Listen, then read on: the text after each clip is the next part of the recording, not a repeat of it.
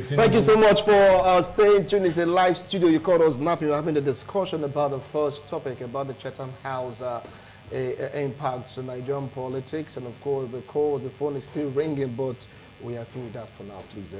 The phone is still ringing. Everybody really wants to see one or two things about a particular topic, but I think we've done with that temporarily for now. Okay, I want to take a look at the CBN monetary policy, the impact on Nigerian citizens. Yeah, that doesn't mean that my analyst here will not say one or two things about the Chatham House impacts on our politics. They'll join us right now in the studio. I have Comrade Emmanuel Oboba, right?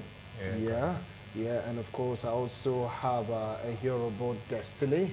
I will appreciate your coming. The vocal mention Derek Ohunwago also is still here with us in the studio to take a look at the new policy of the CBN. We'll talk about the limit of cash withdrawal. Though the Senate are like telling them to please put a pause on this because we don't understand. We don't know where I'm going to with this, but let's see. They gave good reasons why they really want to take that particular step. Before we talk about the CBN monetary policies, Emmanuel, the Chatham House issue, what do you feel about it? The impact in Nigerian politics? Okay, to be honest, politics is local. So I don't see how Chatham House can help win an election. The intellectuals in the ways that the Chatham House interview or meeting can convince already have made up their mind on the candidate to support, or at least they have top two candidates. And I don't think Bola Ahmed Tinubu is one of them. A sensible Nigerian, except for... look, this what caused the first issue, the first discussion. Please, I wouldn't understand debate any candidates here. Okay, let's say for Bola Ahmed Tinubu saying some candidate, the Nigerian press want to use him to make money because he's a marketable candidate. I think all the candidates are marketable. The same Bola Ahmed Tinubu said on one of the it is not about Bola Ahmed Tinubu. No, I'm coming, sir. We're talking of the Chatham House. Yes. So I'm saying he does not win election. Okay. He said that he does not read messages on Twitter anymore because they abuse the hell out of him. And this is the same man who said he's so marketable that he cannot appear in Nigerian press. All right. So, but he can appear in Chatham House to cover some shame. I don't understand. Okay, thank you, because you're getting emotional personal about it, because to some persons, he's still their candidate. To you, he's not. Let's leave it at that. So, Yoruba, what did you say about this? Does one being present right there at the Chatham House to grant interview a one-way ticket to the presidency? I don't really think so. I don't really think so. Yeah. The truth is, I really don't understand why Tinubu did not honor the local press, but actually honor the, what's it called? The Chatham House. Yeah, Chatham House. This thing. I was trying to get some understanding about that. The truth is, when the local press called him, he actually declined, and Chatham House called him, and he went. That doesn't actually tell well of him as well. They said, what's it called? Charity begins at home? Yes, that's but still, he gave us good reasons why he didn't opine the local press. Maybe, just maybe, in course of this electioneering period, is going to really oblige the local press. Let's leave it at that, okay? Because why are you not smiling, Derek? Why are you smiling? Okay, let's leave it at that. The callers, they've made their points, and of course, my first panelists, they've done justice to that particular topic. Let's dive straight into the CBN new monetary policy. You know, the ceiling on withdrawals. Now, you just been thinking about it, you've been talking about it. I mean, it's like to some is yes, a welcome development, while to some others, this is suffering personified. Well, Emmanuel, you're going to have the first bite on this. What do you feel about this? First of all, the amount of cash flow, the amount of cash outside the bank is too much. That's why they had to redesign the Naira. I think for political reasons and just to bring more cash into the bank. That's why they changed the color, because they had not really designed. And also, it's a good thing, because we have to move to a cashless economy. But at the same time, the average Nigerian, I think we have less than 50% Nigerians who, the market women especially, they don't have access to digital monetary kind of game. They can't use their phone to transfer. Those here at the market. They can't do that. So those things are going to affect the average, the common Nigerian, the people in the lower class. It might, those that are educated can easily just transfer, use their card and stuff like that. But how about the market women? And those that are not educated, those who cannot read and write, I don't think we've gotten to that level where you can put the ceiling at 100,000. I don't think so. I think they should take it up to like probably 500K. 500K a day? No, yes, because they go to market. Those market women, those are here, they go and buy gari, plantains and stuff like that. But the market, they need cash at time. They can't transfer. Okay. Over to you now, Derek. What do you feel about this monetary policy? Well, first of all, there are basically two policies that the government seeks to regulate: cash inflow and outflow, to check inflation and deflationary tendencies in an economy. The fiscal policy and the monetary policy. While the fiscal policy is about government spending and taxation, that one actually seeks to, put money into the economy most of the time. But the monetary policy is about money supply in the system. When government wants the money, a lot of money to be in the system, it will use a lot of money in the system. It will use that expansionary monetary policy, because there are two tiers in the monetary policy, either the expansionary policy or the contractionary policy. So if they want a lot of money in the system, we use the expansionary policy. If they want less money in the system, use the contractionary policy. So while the expansionary policy seems to inject money into the system, cash inflow, a lot of cash inflow into the system, the other one seeks to remove money from circulation. And how does government seeks to remove this money from circulation? By offering treasury bonds. Treasury bond, people buy bonds maybe for 10 years and they'll be paying a fixed rate of like 10% annually. Or the other area for which government, I think, raise a tax rate or something. Right. But what the central bank have done in this, guys, is very unique, in the sense that it went furthermore pragmatic by adding 5% ceiling. If in case you want to access a lot of liquidity, a lot of cash, you have to pay money to government, 5% of that amount to government to access more than 500,000, a week, which is beautiful because it costs government money to print cash. I'm coming to that 5% because people are like saying that 5%. Someone saying the money didn't work for us, right? I'll come back to you, Derek, because you gave a perfect example, explanation rather, of this policy. All right, Destiny, over to you. Yeah. The truth is, I think there's actually good things behind these things, and as well there's a disadvantage. The monetary system in Nigeria is very poor, and besides, this limit to cash will actually reduce the devaluation of Naira in Nigeria.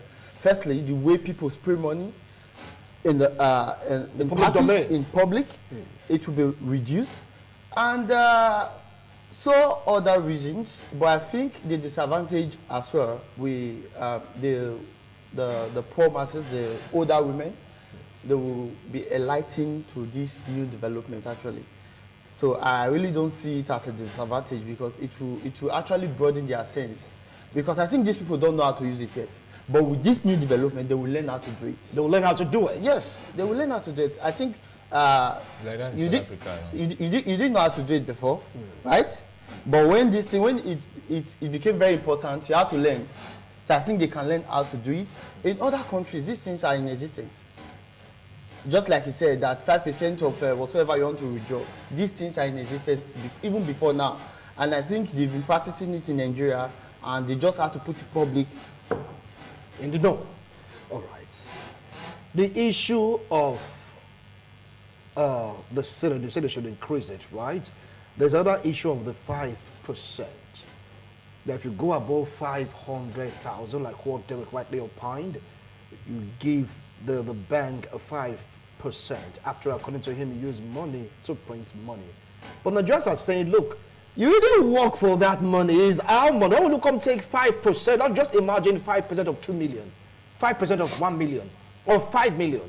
If they allow you to take an amount of money, give back 5%. I mean, what do you feel about that aspect?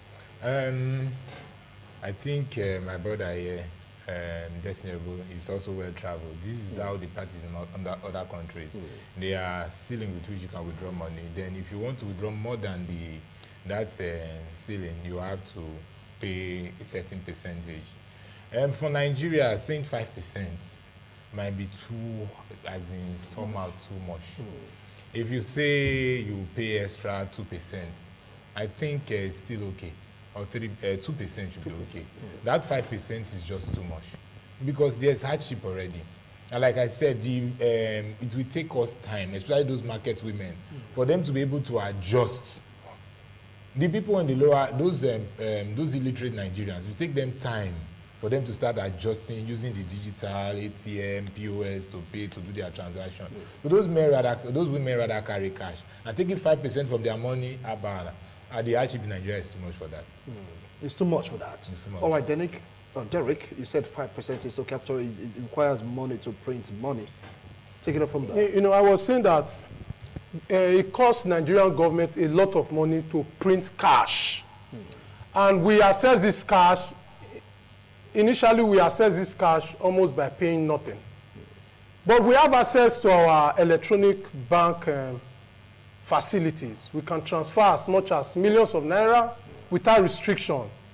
But for us to access cash, we have to pay so that the cash in circulation will be reduced.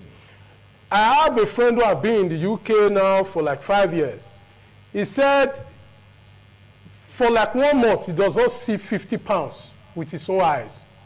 There's someone in Europe, say for like a whole year sometimes, does not see 500 euros.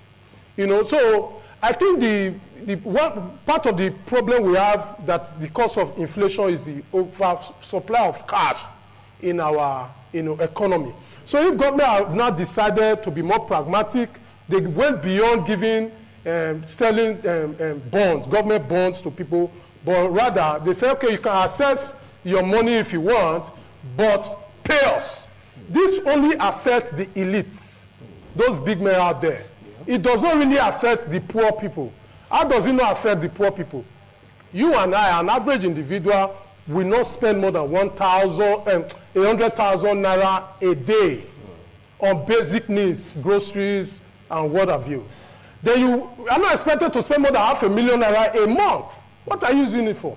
But if you want to, yes, as a business person, you want to buy, goods and services, you can simply transfer to the, seller's account. If you don't know how to do it, then there are people, POS shops here and there, give them your card, they help you transfer it. Or they help you access your, USSD, facility. Don't forget that they have limits also placed on POS, placed on ATM, placed on transfer.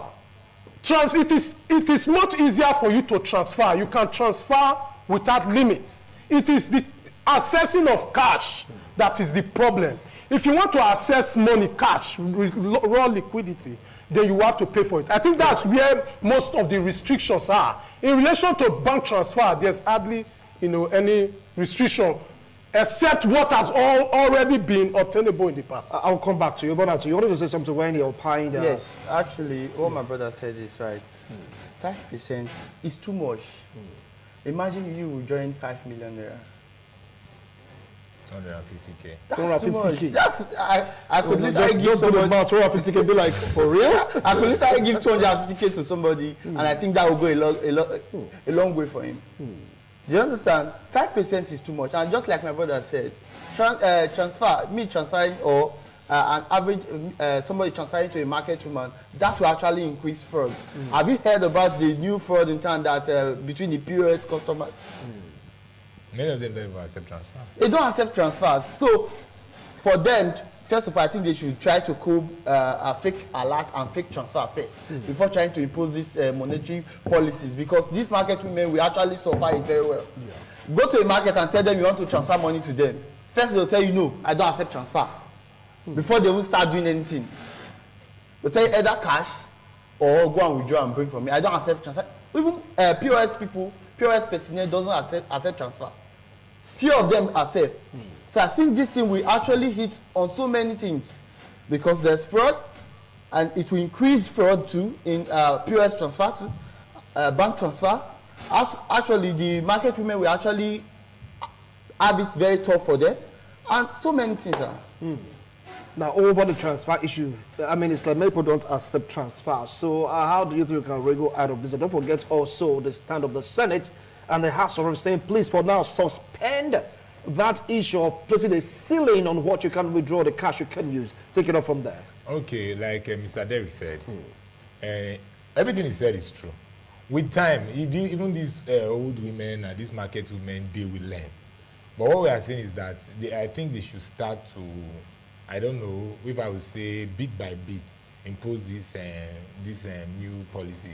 They can take, okay, from by February ending next year, we reduce it from 500,000 to 300,000, from 300,000 now to 100,000, and then after 3 months, and then we'll put the 5% or 2%, let's start with 2%, after, so that those women, they can start learning. And also, bank always usually have issues. Even transfer to sometimes you have to wait for how many hours. Nigeria banking system of recent, especially during this festive period, is usually very, very terrible. Like he said, it's necessary we get to that level. But what I'm saying now is that for now, we are not in that level. So we should not hurry to put some of these things in place because it's going to affect so many people, the common man. Because the elite, they don't have issue. They just go to the bank. Okay, somebody that want to transfer, somebody, I don't know, those men that have millions in their account, they want to transfer. They can use their phone to transfer. They will send somebody on errand. I don't know, sometimes these people use backdoor to withdraw cash from the bank. Some persons will see whether that 25%, I don't know. But the normal people will be affected. Most people will be affected with this the common man. Because I know politicians bank on Saturday and Sundays. All right, now, Saturday and Sundays. Yes. For real, over to you now, Derrick. But right now, for the Senate to say, look, for now, suspend the limit placed on the withdrawal, do you think they are seeing what many Nigerians are not seeing? What they see is what will be to their own advantage. An average politician in Nigeria fights for his own interest and that of his immediate family, which is unfortunate anyway. Any policy that is implemented which does not affect the poor and the middle class, I'm in support of it. For Nigeria to reach that state of El Dorado, there must be strong regulation to the extent that people will no longer be able to use bullion van to access cash, you know. Taking bullion van to their house. You know, so government, this is, as a matter of fact, this policy is one of the most beautiful policy that the Buhari administration have implemented. People may not understand now, but like I said, nobody, no normal middle or poor individual will spend more than $500,000 naira a week. Nobody. Nobody's budget is beyond that. Except you are doing the extraordinary. You want to buy properties, you want to engage in capital-intensive projects, fine. Then you approach the bank, do your funds transfer to wherever or whoever you want to, you know, buy whatever capital, you know, intensive commodity from, and you do a bank transfer. But to use money, to spend money on everyday, you know, affairs, it is okay the way the government have put it, and for you to access the cash that has cost the Nigerian public a lot of money to pay. Remember, some time ago, Nigeria spent about 68 billion naira to print, I think, less than 3 trillion naira. So it costs us money, and the more people access this cash, the more it reduces its value, defaces, and before long, government will need to print another set of money again. So they are using this to preserve what we have, and government will end up spending less and getting more because of those people who want to access a lot of liquidity. It's like you are missing a particular point. There's still limits to how much you can transfer with this new policy. Don't forget that. How much is that? Bank transfer. You understand? Bank transfer. Mobile app transfer, yes, the mobile app transfer is there. ATM, POS, you just limit. There is still limit. Upon you giving the 5%. No, the limit. You understand? Now, hold on now. And the Senate also said something about small and medium scale business that is going to affect them. That is right. Don't forget that. You understand it? You don't exceed this limit because after all your bank account are connected to your BVN. We'll come into that after this break. Don't go away. It's getting more and more interesting on This Morning on ITV. TMI, every opinion counts. Thank you so much for staying tuned. We're now at the end of This Morning on ITV Sunday's edition. Yeah, we have to browse through, Google through, research online to find out if there is a limit to online transfer. But a few months ago, if no changes due to this new policy, from what we researched right now, is that the limit for transfer has been increased. Yeah, it's been increased. I believe that might just take care of the online transfer thing. Well, let's come back to the issue on the ground right now. Now, they talked about small and medium scale business. That was the focus of the Senate, saying with this new policy on the ground is going to hamper the growth of this businesses. I don't think they made huge point in this particular revelation.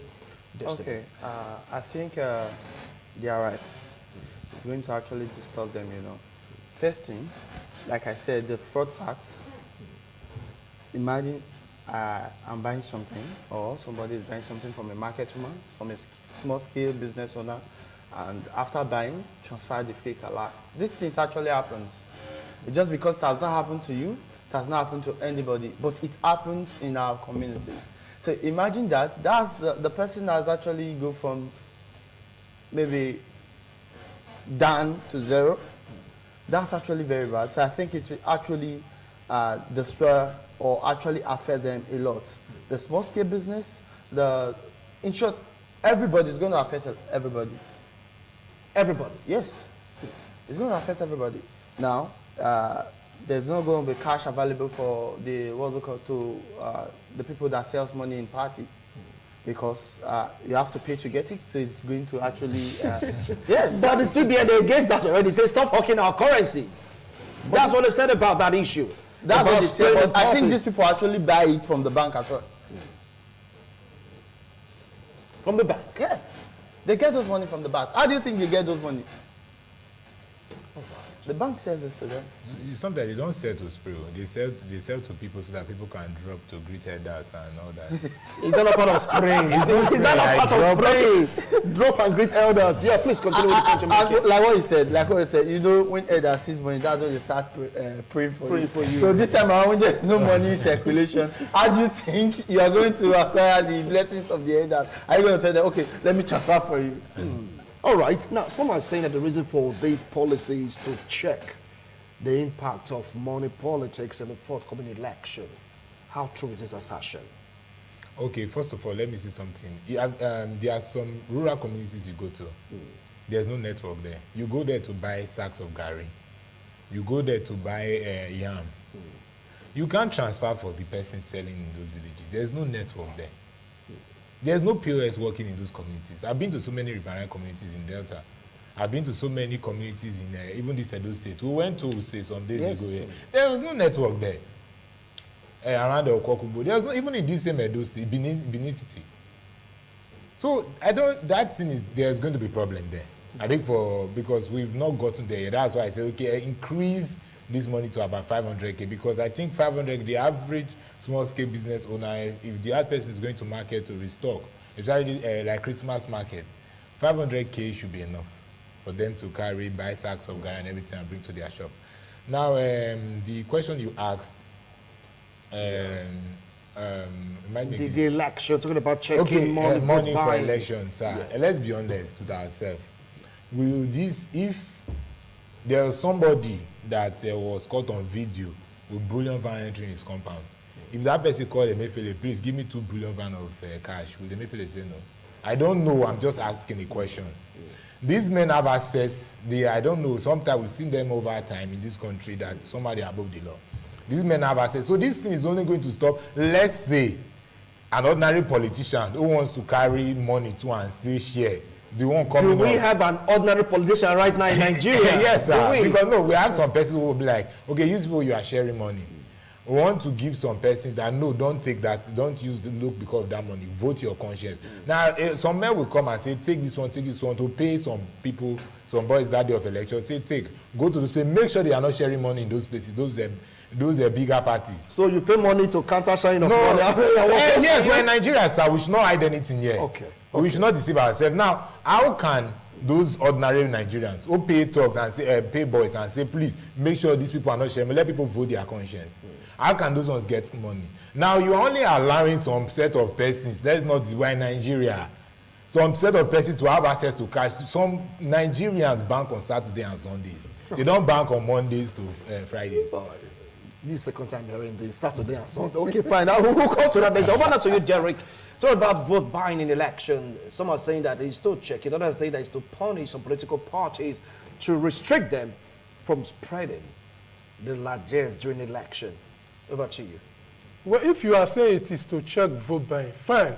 But if you are saying it's to punish other political parties, on what basis? This situation have been Because tested. you gave an example that someone can just order 2 billion and others can't do that. Yeah, vote buying and the outcomes of election are a scenario that have been tested over and over again. It has not necessarily translated to victory in polls.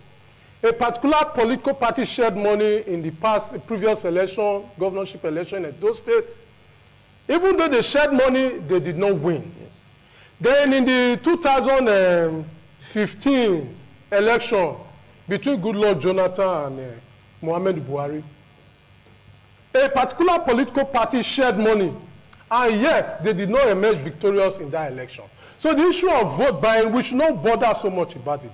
But when something is for the general good of a society, we all should embrace it. As far as I'm concerned, restricting too much supply of money in our economy is a welcome development for our society. If every individual is restricted to a cash flow of $500,000 weekly, I don't see how this will affect the micro, small, and medium business owners. It will not even affect the petty traders. Go and check. Majority of the petty traders, none of them have a capital of up to $500,000. No micro business owner have a capital of more than 5 million. You are talking of capital, not sales. So these are the people that will benefit within this new system. Remember that when they make sales, these micros and small businesses and petty traders, their sales is usually around, give me fish, 1,000 naira, 3,000 naira. So the bulk of the money supply actually still rests, around there. Because you take cash to purchase goods and services from them, and that cash remains with them. They are the king as far as this policy is concerned, if you ask me, because you access their services with small naira here and there, and they gather this money and go to market to buy. Then those areas where you say there are no networks, those are businesses that you use cash to patronize. And if you want to transfer a large chunk of amounts to them, there are services here and there that still render such transfer in bulk. Or if you don't mind, go to the bank and transfer. Suppose you want to buy land in Ohohugbona and you say there's no network there. And you go to the bank, the seller and the buyer, they will convert at the bank, do the transfer, confirm the transaction, and you can sign the deed of transfer. You're talking about you go to the bank where they check this out. If the volume of transaction is high, then you can step out to the town and do the transfer, confirm the transaction, and you can sign your agreement or deed of transfer. It's as easy as it goes.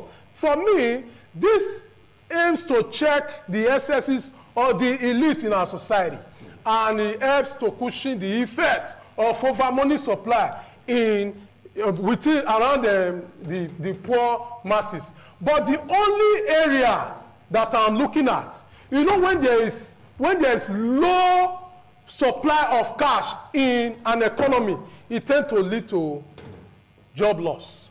All right. And poverty. Okay. So I hope that the government of the day have put in measures to cushion this effect in terms of how it will affect jobs here and there? Because that is the only area that we need to look at. If there's time, we can look into that. Actually, I want to do this thing. Actually, you said you want to purchase a land at Ohohugbo. Have you been to Ohohugbo? If you have been there, you know that it should take you almost the whole day to come out. Go to the bank. By then the bank is closed. It's what? It's not bank. Use your electronic transfer. That's what he said. There is no network there. Come to town and do it. How about that? That's what I'm telling you. Before you get out from Ohohugbo to the bank, there's no bank in Ohohugbo, right? Before you leave Ohohugbo to the bank, I think the bank might have been closed. Even some of those Rivera communities, you take over 3 hours boat drive, speed boat drive. Yes. Over 3-4 hours speed boat drive. Before you come take to town. keke. Before it's Or bike. No, he's right too. So, Mr. Derek is right. So but I think what he's saying is right as well. And what my brother said is it will actually cope people from this election vote buying during election. I think that's one of the best things they are doing. I think they are actually focusing their this monetary money system to vote buying. Yes, to whose detriment? It's you talk about transfer. Yes. It's going to affect everybody. For example, like what he said, there's good side, there's actually a bad side to it as well. If a particular politician can actually access this cash in bulk, let's be honest with ourselves, and he distributes it to his followers to buy votes, and an ordinary politician that cannot access this cash, let's be honest. If you go to Ohohugbo, you know what I'm saying. Let's use Ohohugbo as a case study. Yes. Because that's Ego. And Ego, I think, is the most developed local government in Edo State. Yes. No. I know. I mean, at least it's one of the among the top three. Now, let's be honest with ourselves. If you go there, or if the people that are coming out to vote, those people don't have 1,000 naira to buy garri and drink. And a particular politician is offering them 500 naira to vote. And you that is contending with them does not have this cash to actually buy these votes. How do you think that these people will leave 500 and vote for those that cannot share 500? Let's be honest with ourselves. This is not me and you. This is for the poor masses, actually. The masses. Yes, it's for the masses. It will actually affect everybody. So if this thing actually affects the poor, it should also affect the rich. Not that we'll not hear one day that we are seeing 5 billion naira van is going to somebody's house they are going to keep it there. That's the truth. It's not fair, because Nigeria actually is not fair. What affects the rich does not affect the poor. What affects the poor does not affect the rich. All right, now, do you not feel that this policy should be jettisoned for now? No. It's a welcome development. I agree with everything Mr. Derek has said. But I'm saying that it should be in phases. You take it to 500,000, you give it some time so that other people can start adjusting to it. Then with time again, you take it to 300,000, you take it to, then you put like 2%, and then you are now by so and so time to go to 5%, so that even those market women can start learning, because it takes time. Sometimes it's hard to press them like this, press them like this, press them here, press them there. Then also, when we are talking of the vote buying, I want to go back there. Mr. Derek I think is a politician. He knows these things. You can't say there's nothing like vote buying.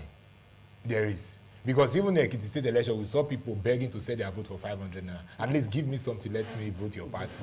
I will show you here. Yes, vote buying. We can't use a Edo State election. As even that same Edo State election, some people sold their vote. But now, you say it will caution the effect of vote buying. No doubt about that. But for one man to be able to buy votes, so this thing will not stop some persons from getting bullion van in their house. Let's be honest with ourselves. Some persons must still receive 10 billion van. The bullion van question. All right, well, we're getting strong signals to call it a wrap on this segment. So, Derek, what's the last take on this? Should you continue with it, or should you follow the advice of the Senate and the House of Reps, suspend it for now? Well, for the first time, or almost for the first time in the administration of President Muhammadu Buhari, this is the policy that affects the big men. As far as I'm concerned, and that seeks to favor the poor, middle class, and what have you. Yes, the poor and the middle class are still able to access money within their budgets. But the big men who are used to using multi-billions of naira to buy luxury items, people can use 1.5 million naira to buy a bottle of drink. But no poor man have a business with that. So this policy seeks to curb that excess money supply in our society, and it will raise the standard of the naira in the sense that naira will start to gain in the international market because of lack of excess naira in our economy. Right. Now, you just said 1.5 million for a bottle of drink. Please give me the money for get the drink. Give me the money for get the drink. 1.5. Over to you, Destiny. Okay, 1 just minute. like he said, Yes. People that are buying 1.5 million naira per drink, these policies, I don't think it affects them actually. Because you cannot see me, or you cannot see somebody taking cash to buy 1.5 million naira. Please give me the money for get the drink. What are we talking about? It's always on transfer. That means that's one aside. These policies does not affect those people. No. The truth is, do you know that it will actually affect everyday movement? First, they said daily limit is 20,000. That's what we forgot.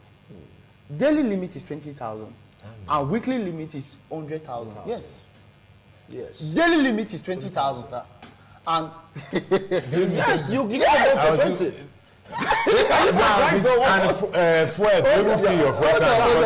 Let's imagine, break this thing down. I will get 20,000 today, then probably for my car, probably 5,000. Then some few things, 10,000. Then I should be able to give my wife something to cook, you know. Then probably when I get to me, 2,000 is left. Then my wife will go to the market room, just transfer to the market woman, and the market woman will be like, oh no, I don't receive transfer. What do you think will happen? That's for sure. I don't have something to eat for the night. I think this thing will actually affect everybody. It's a good development though, but just like my brother said, we're not right for it yet or what? Yeah. All right, thank you so much, gentlemen. You've heard them talking about the new policy of the CBN, the ceiling of the benchmark of a daily transaction, transfer, 20, 100 and all that. And just been talking about it, saying, look, some are saying this is another chapter of suffering. Others saying, no, it's the right thing. But the question now was really right for it. After the Senate said, CBN, for now, please, suspend it, because we don't want to go to that phase for now. Think about it. If you want to pay your landlord, you want to buy a land, you want to do one or two things, you're like, what's your limit? Please, landlord, let us first week 100, second week 100. I mean, do you think anyone wants to listen to you? Gentlemen, thank you so much for coming on today's show. I appreciate you coming. Let's see how all this will pan out, because the senators say for now suspend. Will the CBN suspend? They give us a date, 9th, right, of January, isn't it? Yeah. That's when it's going to start up. Let's see how all this will affect us positively or negatively. Gentlemen, once more, I appreciate your coming. Thank you. On today's edition of This Morning on ITV, Sunday's edition. Our callers, I really appreciate you. The phone is still like, if you want to talk, calm down. One more time for you to contribute, okay? Thank you so much. See you next week, Sunday, God willing.